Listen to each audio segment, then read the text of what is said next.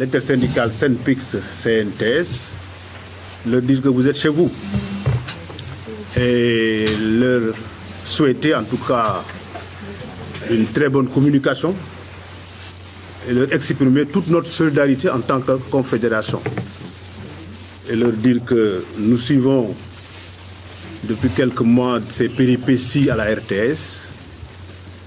Même le camarade Guiro étant absent de Dakar, même hier nuit, m'a appelé pour me communiquer certaines informations de dernière heure qu'il avait, mais aussi nous dire d'être là, à vos côtés, pour que vous ne vous sentez pas seul et que nul n'en ignore que la CNTS, votre centrale mère, est à côté de vous.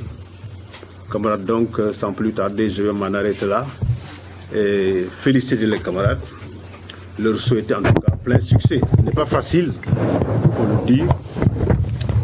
Vous êtes dans un environnement assez compliqué, médiatico-politique, mais je pense que seule la vérité est éternelle. Et de ce point de vue, merci beaucoup. Merci, M. Lamine Fall, camarade Lamine Fall, tant pour moi, pour ces paroles avisées et claires. Le bureau du porte-parole du jour qui va prononcer le texte. Camarade Abbas Sow, vous avez la parole. Merci, camarade Habibou Mbaye. Merci, très chers confrères, d'être venus. Conférence de presse de l'intersyndicale SYNPICS CNTS de la RTS. Messieurs les représentants du camarade Modou Guiro, secrétaire général national de la CNTS, du camarade Bamba Kassé, secrétaire général national du SYNPICS section RTS, messieurs les secrétaires généraux des secrétaires des sections RTS du SYNPICS et de la CNTS, je veux nommer les camarades Moustapha Sissé et Cheikh Birahim Ndiaye, très chers camarades de l'intersyndicale, très chers confrères, en vos rangs, grades et titres, merci d'avoir assisté à cette conférence de presse. L'intersyndicale SYNPICS CNTS vous remercie de votre présence à cette conférence de presse délocalisée au siège national de la CNTS. C'est le lieu de saluer la dynamique unitaire qui prévaut dans la défense des intérêts matériels et moraux des travailleurs entre les deux et seuls syndicats qui existent à la RTS. Cette conférence de presse fait suite aux difficultés que traverse notre entreprise, la RTS. À la tête de la RTS depuis 2012, Racine Talla fait montre d'une volonté notoire de mettre à genoux notre entreprise avant son départ. Aujourd'hui, la situation de la RTS est préoccupante, pour ne pas dire alarmante. Voilà pourquoi l'intersyndicale tire la sonnette d'alarme et prend à témoin l'opinion nationale et toutes les autorités sénégalaises sans exception. La gestion de Racine Talla, couronnée d'imperfections, de manquements et de troubles, repose sur une vision qui contraste mal avec la réalité. Le moment est alors venu pour nous, intersyndicales, de poser des actes forts allant dans le sens d'édifier l'opinion nationale et internationale sur la situation qui prévaut à la RTS. Camarades, sachez que tout est parti de la volonté commune des travailleurs de revisiter l'accord d'entreprise en septembre 2019. Après des mois de dialogue, de concertation, seuls 2 points ont fait objet de désaccord. Il s'agit, entre autres, de la clause de mobilité et les écarts sur les différences catégorie de salaire. Les négociations ont été rompues contre toute attente et de manière unilatérale par la direction générale de la RTS.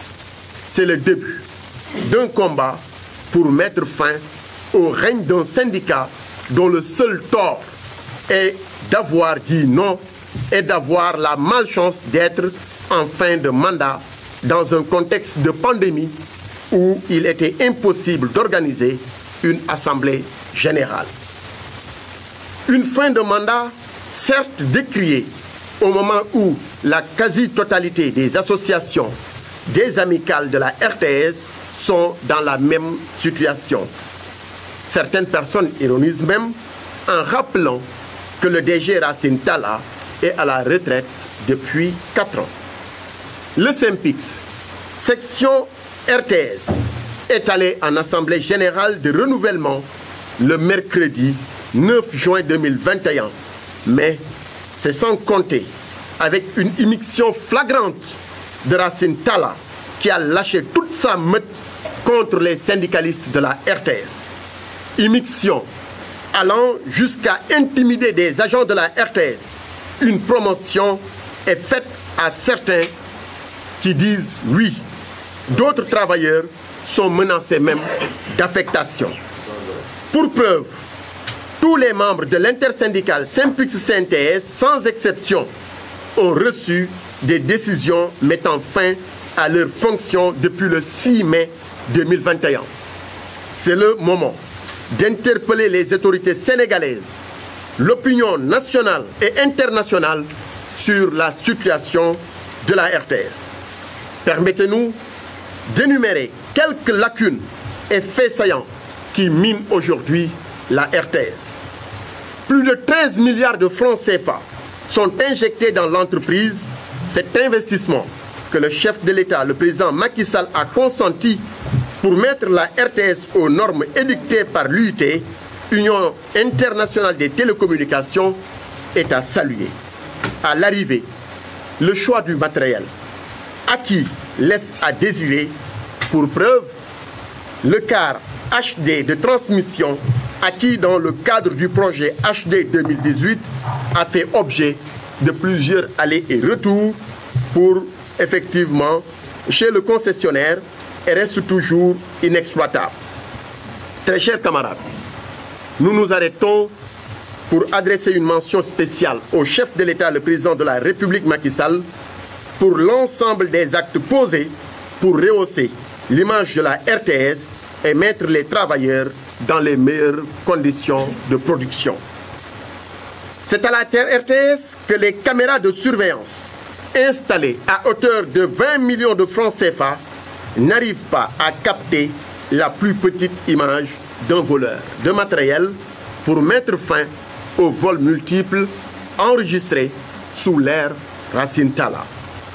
Nous invitons à cet effet la protection civile à visiter la RTS pour libérer l'entreprise dont toutes les issues de secours sont fermées hermétiquement pour des raisons d'ordre que nous ignorons.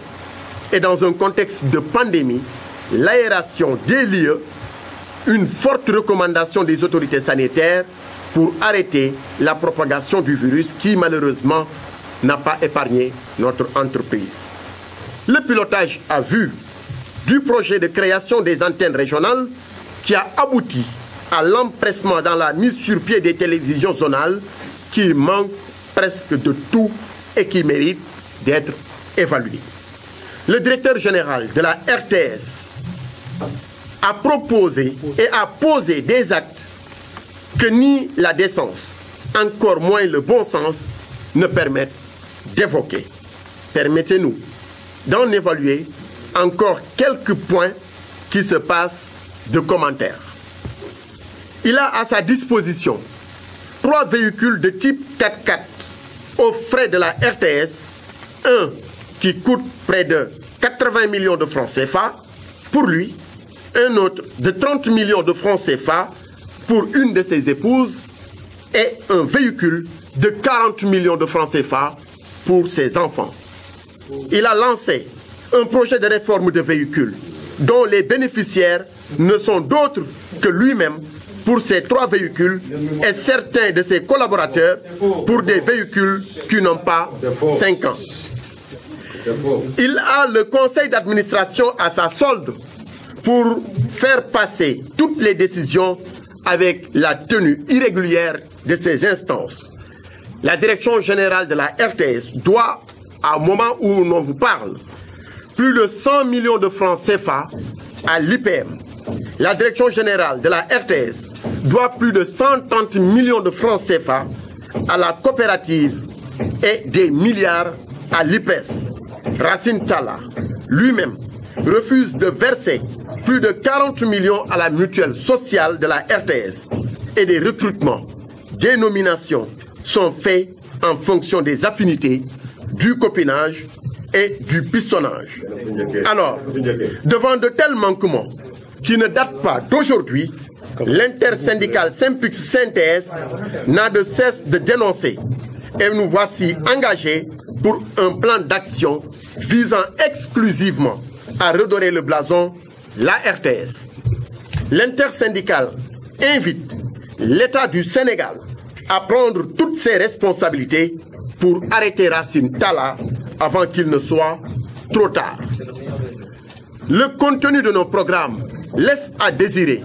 La RTS n'attire plus.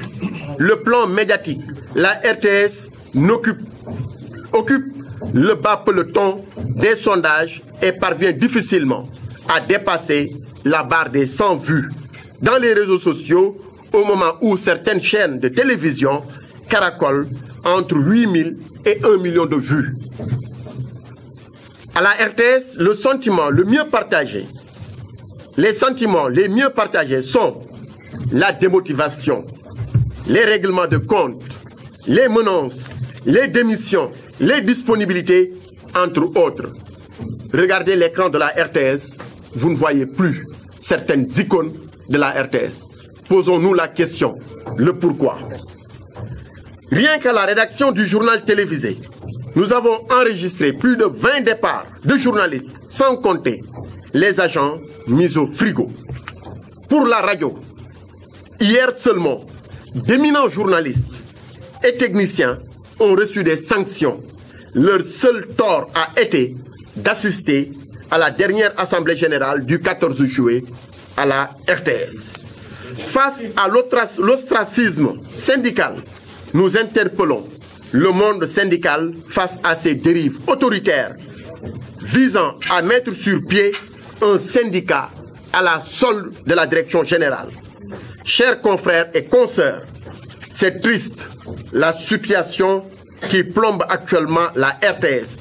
Et si on n'y prend pas garde, cette situation risque de dégénérer à tout moment.